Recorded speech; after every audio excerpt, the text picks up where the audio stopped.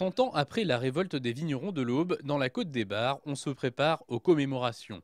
En écho à la grande manifestation du 9 avril 1911, la Maison de la Vigne se propose de randonner dans le Bar-sur-Aubois et dans le Bar-Sécané les 9 et 10 avril 2011. Le plus bel hommage qu'on puisse leur rendre, c'est non pas de révolutionner les marchés avec des pousseux comme ils l'ont fait à l'époque, puisque leur lutte était beaucoup plus importante qu'elle peut l'être aujourd'hui.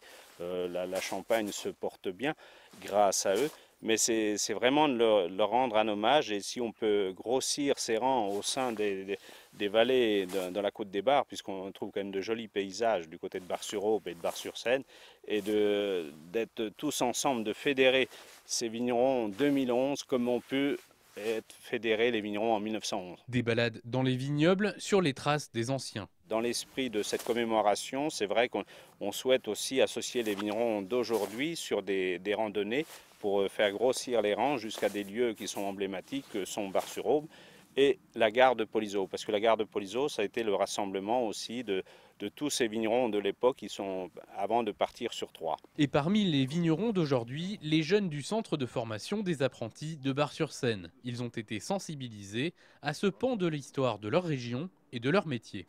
C'est un peu grâce à ça qu'on continue à être vigneron. S'il n'y aurait pas eu ça, sûrement il n'y aurait peut-être pas cette école-là déjà.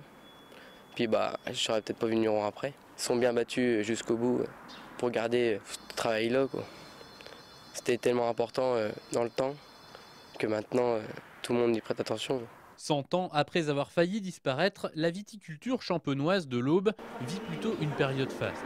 Pourtant, une inquiétude demeure, beaucoup de départs en retraite à venir et pas assez de candidats. L'offre est importante, on a un taux d'insertion qui est quasi de 100% dans les métiers viticoles et on a effectivement plus de maîtres d'apprentissage que de jeunes à former.